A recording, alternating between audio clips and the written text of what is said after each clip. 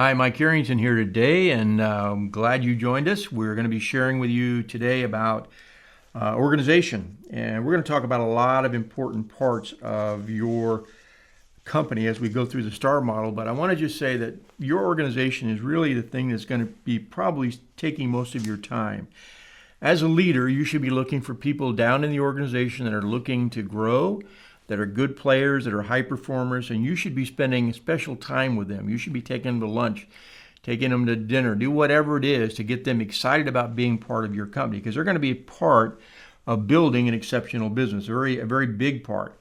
So make sure that you spend time with them, because one of your jobs as the leader of your organization is to make sure you understand what the talent level is at all levels of your organization.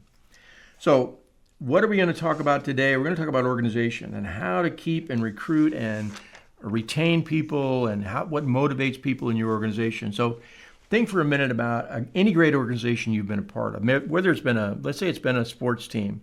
You know that there are people on that team that challenge you to do better. There are people on that team that are better than you are, and it challenges you to do better. So, for example, when I look at a great organization, I notice several things. I said, okay, this organization has a common goal. They knew where the organization was headed. Whether if you're a sports team and your goal is to be number one in your league, or whether it's an organization where you want to be number one in your market, as Western Union did, there was a commonality of what the expectation was of people on the team. They had each other's back. You see a lot in sports team and military teams that people rely on each other, sometimes for their lives. And so it's important that your team has each other's back. So the organization you build has got to be built with contributors, team players, not individuals who are concerned about their own welfare, but concerned about the bigger picture, about the welfare of the team. No one had a personal agenda. When I looked at those, the thing was the goal, the vision of the company was their agenda. They didn't have a personal agenda to do something for themselves. They were doing what was best for the team. So get people like that in your organization. The other thing is they challenge each other to be better. I'm going to say later on, as you look at leadership, that leadership can never be satisfied. Now, I don't care if you're number one in your market segment. There's always somebody out there that wants to take that position. The same way with a good organization. They always challenge each other to be better and help each other when they needed it. And there was, a lot of things that we did as teams that were, you would say, hey, that wasn't really best for myself as an individual, but it was best for the team. So as you begin to build your organization, this is going to be the fun part of your business. There's lots of things you're going to do in your business that are going to be fun. But building the right team and being the leader of a good team is really a great privilege in life. So it's an important area, so don't leave it to chance. Don't sit around and say, oh, well, I wish I'd have hired somebody better than this last person. You're the person that should be involved in those major hiring decisions. People at a VP level and above or director level and above or whatever you think is important for you to be involved in, you should personally be involved in those decisions because you have got experience and expertise that will be helpful in making sure your company gets the right person on board. As we drill down further on the STAR model, we're going to talk today about organization. And we're going to talk about a lot of important things as we go through the STAR model, but let me talk about organization and how important that is to the success of your company. So I'm just going to give you a slight example of organization. I one time decided I wanted to be a soccer coach for my daughter's soccer team. And, I was traveling a lot back then. So I asked my wife, I said, would you go to this draft, if you will, where they pick the kids that they'll be playing on the different teams. And so little did I know, in the town that she was in, that we were in, that she was playing soccer in, these guys took their soccer very seriously. So when I went to the draft, I told my wife, she goes, well, who should I pick? Because, there's a lot of people on the roster. I said, well, just pick somebody that, you like, that you like the name of. And so the reason I'm telling you this story is that organization will make or break your season or make or break your business. So she went to this organization, she went to the draft, and these guys were all with their clipboards looking at, Johnny and Susie, who'd played soccer for 5 years. And my wife, of course, didn't have the advantage of knowing which kids had the experience or which ones were good or which ones were bad.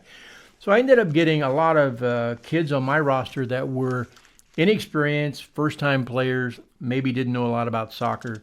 And so I will tell you the end of that story was we had a perfect record. We didn't win one game. And so I'm telling you this story because who you pick to be a part of your team and a part of your organization is really, really critical. I just want to give you another verse to look at. This is actually a grouping of verses. This is Joshua 1:24, which talks about a young leader who God appointed to take over after Moses. And in that role, Joshua was, in order to get to the promised land, he had to put in a variety of different people in the organization. He had to unify the various tribes. He had to give them their own land to settle. He had to be very good at picking out people that would help him get into the promised land. So it's very important that you pick the right people to be in your organization. So let me just tell you about things you need to be aware of or things you need to be looking at as you begin to establish the organization you want to take your company into the future. Here are some key principles to build on.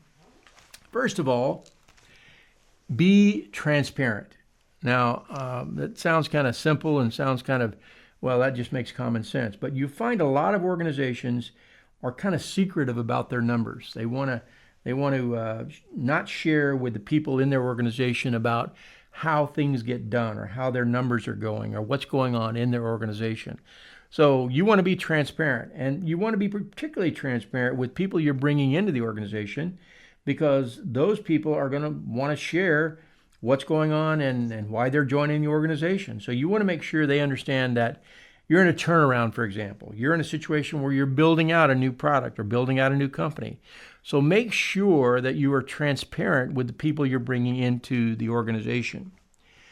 You want to create in that organization a stretch mindset. You want to make sure that everybody that comes into your organization knows that you're going to work hard. I always told people, there was a combination of hard work, smart people that worked hard were the best combination. I had some smart people that didn't work hard. Those were usually in my sales department. I had smart people that were aggressive, and that was a good combination. I had smart people that people that didn't really have enough intellectual capacity, but they were aggressive. So there's a lot of different combinations you're going to look at as you look at building out an organization. And you want to make sure that you do the right job in building out your organization. You want to create an environment, as I said before, that stretch where people know that, hey, when you belong to this organization, we're going to expect certain things from you. I mean, I used to tell people, you're basically on a 90-day trial period. If something goes wrong in 90 days, we're both going to know it. We're going to take a look at and see how you're doing in those first 90 days. So it's very important for you to do well. And usually people understood that. Hire only the best. This is the thing that I used to argue with my managers about. We can get this guy or this gal for for $50,000 less per year than this other person. And I would begin to ask them questions about, well, why do you want this person? Well, it's $50,000 less. I said, no, you're telling me the wrong thing. I don't care what the person costs. I want the best person in my organization. So if you're telling me it's going to cost me $50,000 more to get the best guy, then I want that person. Or the best gal, that's who I want. You look at, the NFL, National Football League, it's no secret that they pay for talent. And in an organization, a business organization, you need to pay for talent. So when somebody comes to you and says, I can get this person for less money, that may not be the right answer. You want to make sure that you got the best person. And that was really what I focused on. Is like, is this person the best for this job? A lot of people were settling. I mean, when I got into organizations that were not performing well, and I looked at the organization, it was because in many cases they had settled for less than good talent, less than excellent talent. And so I would tell you, as you build out your organization, make sure you get the best talent you can get. You want to promote accountability. One of the things that you need to tell people early on, and I told them this when they joined my organization, I said, listen, there'll be no surprises here. I'm going to tell you what I want. I'm going to tell you what I expect. And, we're going to have an agreement, if you will, that will allow us to agree on a performance that we're expecting from you. I used my daughter as an example before. When she took over the organization that she runs, an organization called Empower, they had people in the organization that were making over $100,000 a year that did not contribute to the bottom line. And as she looked at that, she goes, "Dad, I can't survive like this." I said, "Well, you're right. You need to set the expectations for new employees coming into your organization and for your organization in general." And so she began to, as she hired people, she said, "Okay, so in order for you to pay your own way, you're going to have to bring in 20 new clients a month," as example. I don't know what the right number was, but they had to be responsible to bring in new business, not just service the clients they had, but to bring in new clients. And because of that, she began to grow the business and take a business that was in a ditch out of the ditch. And so it's the accountability factor has really got to be brought in early on. You got to recognize people that own things. I mean, there are a lot of people that want to work in the company, but they don't want to own anything. They don't want to be responsible for anything. You want to recognize those people who own the project, who do the job, and who really take the lead on those projects. You want to encourage risk-taking. I mentioned earlier in a segment about 3M. 3M had in its DNA built-in risk reward.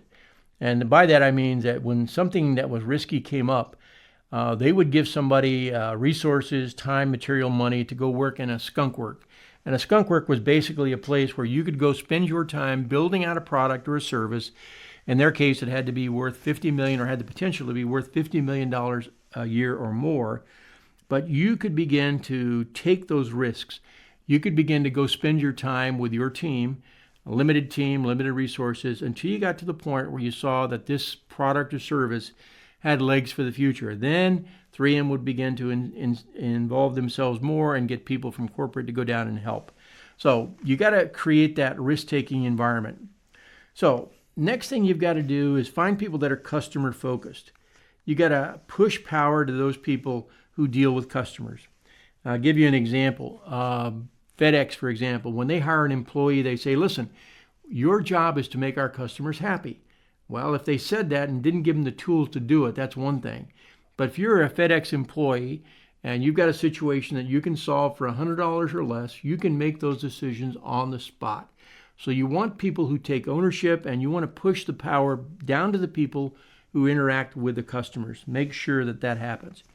So the other thing in an organization that you want to focus on is avoiding bureaucracy. We talked about that before. You want to bring people into the organization that are not satisfied with status quo.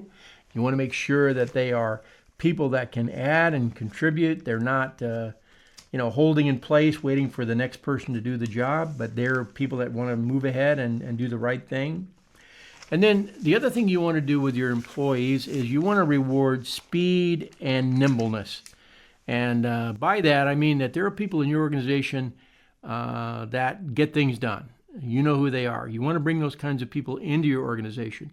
You want to make sure that the people that you're bringing into your organization know how to get things done, that they've proven that in the past. I always worried about people that would come into an interview and they said, I've been through 5 jobs and really haven't accomplished much, but now I've got my act together. I'm going to do what I need to do.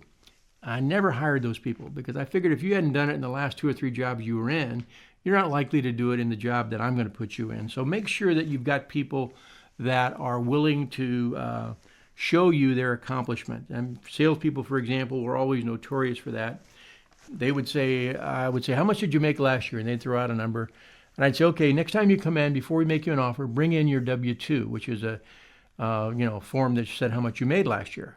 Well, invariably, they never came back, or they didn't bring in their W-2 and made some kind of lame excuse because, let's say they say I made $100,000. Well, they actually made $40,000. What they'd like to make is $100,000. So it sort of builds in that accountability where people are telling you certain things. You want to make sure, you want to verify. So you want to stretch the organization. Things that we were concerned about were stretching, bringing people in that could stretch with the organization, with the growth that we had. For example, at Jackson Hewitt, we wanted people on our team that could grow the Walmart acquisition or the Walmart distribution that we had just gotten. We had gone from about 1,000 locations to doubling that. So we wanted people in the organization, and we had to bring people on board to help us accomplish that distribution. We wanted people that could stretch themselves and grow with the organization, and that had that kind of a mindset. And then the thing that really is important in an organization, and I'll give credit to a guy named George Allen. Those of you may not know George Allen, but George Allen was a football coach, at that time coached the Washington Redskins. And George Allen said this, and I believe it. He said, "The world belongs to those willing to give 110%. Now, what George Allen was saying is that there's a lot of people out there that are just sort of floating through life. They're not willing to work hard. They're not willing to give you their best effort. And if you brought people like that into your organization, well, shame on you. But you need to find out who are the people that are going to make a contribution to your organization. And those are the ones you need to focus on." And I always ask people, who are your friends? Who do you hang out with? Because usually in those situations where you were talking to people you wanted to bring into your organization, they were hanging around with people that were winners as well. So let me just say one other thing about choosing the right people.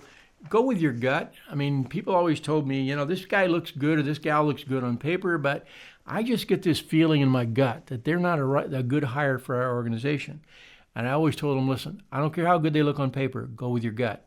I'll give you an example of a guy that I hired that was against my gut. Because when I looked at this guy, he looked solid. On paper, he looked like, he'd been in various organizations, various structures, had the right skill set, the right experience, all those things. But when I talked to him, I didn't get that sense. I didn't get that feeling that this was the right guy. And I always tell people, trust your gut. As a Christian, we have this thing called the Holy Spirit living within us. And the Holy Spirit sort of says, hey, you shouldn't do that, or you should do that, or whatever. But as business people, unless you're a Christian, you don't always have that advantage. So go with your gut and listen to what your gut's telling you about this person and this hire. Because once you hire somebody in an organization, I tell this to my daughter all the time because she's saying, "Oh, Dad, I made a bad hire." I said, "Well, you're going to have a 6-month process to get rid of that bad hire." And she usually comes back and says, "You're right. I give them, 30 to 60 days probation, found out they didn't work. Then I have to go out and find their replacement.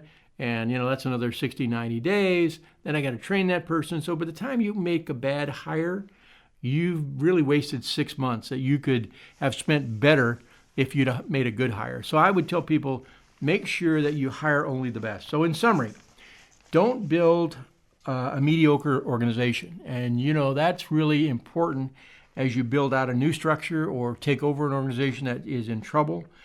Always look at hiring the best and paying for the best talent that you can afford. Always look at the bottom. Try to upgrade. Jack Welch, I mentioned before in one of the other segments, that Jack Welch always looked at the bottom 10% of his organization and said, we got to do something with those bottom 10%. And usually they would either churn up or churn out. Winners hire winners. When you have a good management team that's focused on winning, they will hire winners. If you've got people that are mediocre on your management team, they're going to hire people that they like, which are usually not the best talent. Stretch your team and yourself. I always said to people, listen, everybody works hard. I always get these comments back from people, well, you worked really hard on that. Well, I work hard. You work hard. Working hard is not the best example of hiring. Working hard and stretching yourself and making sure that you're in a winning team is the best example. So you set the example. As I said before, if you think we can or you think we can't, you're right. So you set the example. I was usually the first one in the office and the last one that left. I got to tell you that I'm going to talk later about setting your priorities, because sometimes my priorities weren't straight and weren't good, and my family suffered as a result of it. So I want you to make sure that you hire only the best, that you get the best in your organization, because when you get the best people on your team, you will have a great organization. You will have an exceptional business. That's it for today.